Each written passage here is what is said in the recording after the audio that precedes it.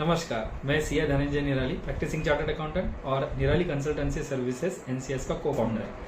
आज 21 नवंबर, आज हमने 11 साल कंप्लीट कर लिए हैं, माने कि 11वीं सालगिरह है हमारी। 21 नवंबर 2011 को मैंने एक छोटे से गाले में इस ऑफिस की स्टार्ट की थी। तब मेरे पास एक स्टाफ था। फिर 6 महीने के अंदर ही हम लोग इस बड़े ऑफिस में शिफ्ट हो गए और यहाँ पे 2 स्टाफ और एक आर्टिकल के साथ हमने स्टार्ट की थी। अभी हमारे पास 7 लोगों की स्ट्रेंथ है, मतलब टीम एनसीएस टोटल 7 लोग हैं और हम 2 को फाउंडर्स, मैं और मेरी वाइफ निशा, ये फर्म को आगे बढ़ा रहे हैं। हमारा सक्सेस इस बात पर निर्भर करता है कि जीवन के हर मोड़ पर हम किसका चुनाव करते हैं। जैसे टीम एनसीएस में मुझे कैसा स्टाफ लेना चाहिए। मैं बहुत फॉर्चुनेट हूँ कि मेरी टीम एनसीएस में सब ऐसे लोग हैं जो हर पल हर दिन नया कुछ सीखने के लिए तैयार रहते हैं। नॉलेज हंग्री, जो हर रोज नया सीखता है वही आगे बढ़ता रहता है। This is one of the reason why we as a team NCS growing. दूसरी बात ये कि क्लाइंट का चुनाव भी बहुत महत्वपूर्ण होता है।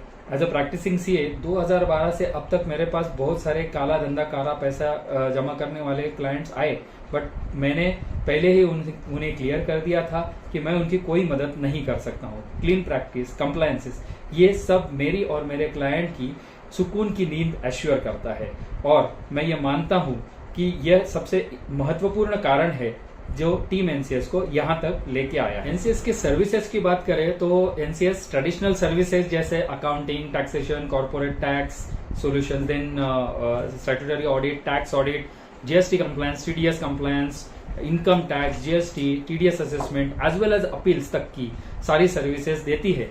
इसके अलावा भी अदर सेगमेंट्स जैसे investment consultations, portfolio management, tax saving through proper investments, corporate tax solutions, mutual fund, health insurance, motor insurance, marine and fire, travel insurance for goods, entrepreneurship training, startup registrations, business funding, housing loan, mortgage loan जैसे बहुत सारी services में NCS है और इसमें भी वो अच्छा कर रही है।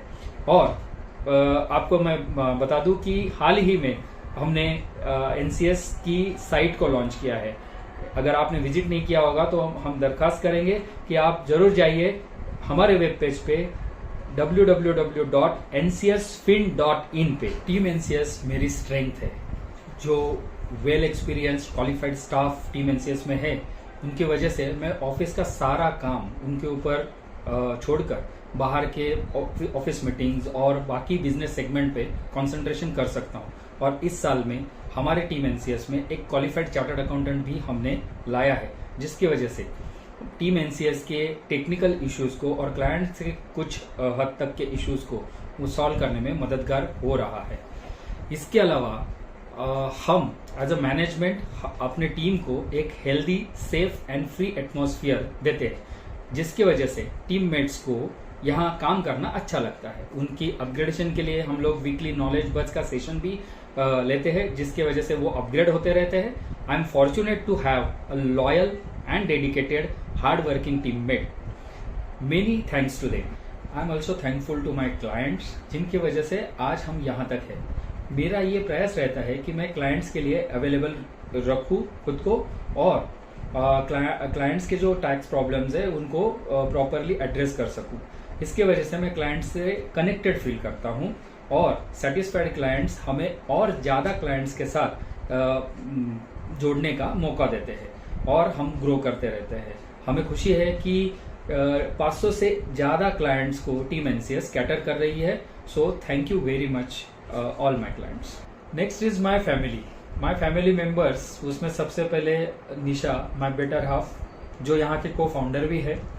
इनकी मुझे हेल्प मिलती है से आईटीआर चेकिंग हो या किसी क्लाइंट का अकाउंट्स फाइनलाइजेशन हो, डिसीजन मेकिंग हो, और एडमिनिस्ट्रेटिव भी उनकी हेल्प मिलती है और एक्यूरेट डिटेल्स के साथ वो मुझे हेल्प करती है।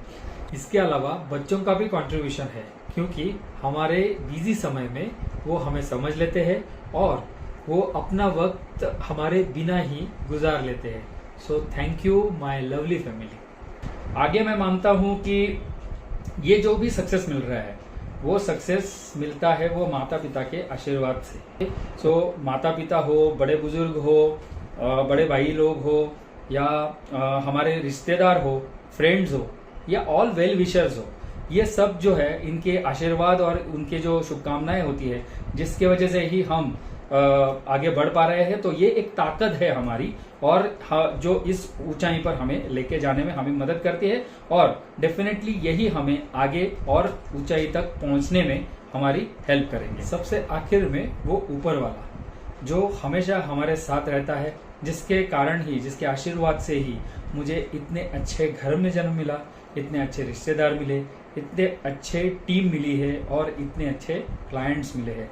इसके साथ साथ इतनी अच्छी लवली फैमिली भी मिली है। सो thank you God for what ever you have given me. ये 11 साल का सफर आसान तो था नहीं, दिक्कतें आई, चैलेंजेस आए, बट दिक्कतें चैलेंजेस किसको नहीं आते। ऐसे चैलेंजेस के टाइम पे ही अपने अंदर की स्ट्रेंथ की पहचान होती है, और ऐसे ही वक्त में हमारे टीम की भी पहचान होती है। ऐसे वक्त में हमें अपने आप पर भरोसा रखना होता है और ऊपर वाले पर श्रद्धा। भगवान वो नहीं करते जो हमें अच्छा लगता है, पर वो करते हैं जो हमारे लिए अच्छा होता है। चलो मैं आपको एक कहानी सुनाता हूँ। ये कहानी एक अमीर आदमी की है, जो एक बार सैर करने निकलता है समुद्र तट पर। बहुत वक्त वो समुद्र के किनारे ऐसे घूमता रहता है, और बाद में वो एक नाव लेता है और नाव लेके पानी में चला जाता है। पानी में थोड़ा अंदर चला जाता है तो तूफान आ जाता है और उसकी नाव तहस महस होने लगती है। वो लाइफ जैकेट पहन लेता है और पानी में कूद जाता है। कैसे तैसे करके वो एक तट पर पहुंच जाता है। उस तट पर सब बाजू से पानी रहता है और उस तट पर जंगल रहता है। तो वो पहले तो भगवान से शुक्रिया अदा करता है कि थैंक यू गॉड, आपने मुझे बचा लिया और यहाँ तक मैं आ गया सही सलामत। तो आगे भी आप ही रास्ता दिखाओगे, मुझे यहाँ से सही सलामत आप वापस लेके जाओगे। ऐसे विश्वास रख के वो अपना वहां पे गुजारा चालू कर देता है। राह देखता है कि कहीं से कोई आ जाए और उसको साथ में लेके जाए। वो भगवान से प्रार्थना करता ही रहता है। थोड़ी भूख लग जाती है तो वो जंगल में चला जाता है, थोड़े फल तोड़ के लेके आता है और खा लेता है। फिर सोचता है कि अभी रहना ही है यहाँ पे, तो थोड़ा झोपड़ा मैं बना लूँ, और जंगल से कुछ लेके आता है सामान और उससे वो प्रॉपर अपना एक झोपड़ी बना लेता है। मन में चालू ही रहता है कि भगवान आप कुछ तो करो जिसकी वजह से मुझे यहाँ से कोई लेके जाए। थोड़ा वो प्रिपरेशन करने के बाद वो झोपड़ी के अंदर जाने ही वाला होता है, तब अचानक से मौसम बदल जाता है और बहुत बड़ी गड़गड़ाहट के साथ, बड़ी आवाज के साथ बिजली आ जाती है नीचे, और वो बिजली गिरती है उसके झोपड़े पे और झोपड़ी जल जाती है। अब उसका पेशेंस निकल जाता है, वो आपाक हो जाता है और वो भगवान से बोलता है कि क्या भगवान जी, मैं आपसे इतनी गुहार लगा रहा हूँ कि मुझे इसमें से बाहर निकालो, और मैंने जो इतनी मेहनत से जो झोपड़ी बनाई उसको भी जला डाला। वो ऐसे बात ही कर रहा होता है तो उसे आवाज आती है कि उसे किसी की आवाज आती है। तो वो पीछे मुड़ के देखता है तो वहां पे दो लोग अपने एक नाव लेके आए हुए होते हैं, और वो बोलते हैं कि हमें झोपड़ा यहाँ पे जलता हुआ दिखा, तो हमें लगा कि कोई हमें बुला रहा है और हम लोग तुरंत आपके मदद के लिए आए हैं। तो वो इतना खुश हो जाता है कि भगवान ने उसकी सुन ली होती है। भगवान से तुरंत वो माफी मांगता है कि भगवान जी माफ करो मुझे, मैंने आपको गलत समझ लिया था, क्योंकि झोपड़ा आपने इसलिए जलाया कि किसी और को इशारा मिल सके और यहाँ पे वो हमारी मदद कर सके। So thank you very much God. So ये कहानी छोटी सी है, बट हमें ये सिखाती है कि भगवान हमेशा हमारे साथ ही रहते हैं और वो वही करते हैं जो हमारे लिए अच्छा होता है। निसर्ग में चीजें टूटने पर ही निखरती है, जैसे हीरा या कली या फिर कोई अंडा जिसमें से जान बाहर आ रही है। इसीलिए जब कोई इंसान टूटता है तो समझिए कि कुछ अच्छा होने जा रहा है। Okay, so be confident, be goal oriented and always be solution finder. At the end, I am thankful to all of you for your wishes and happy anniversary to NCS.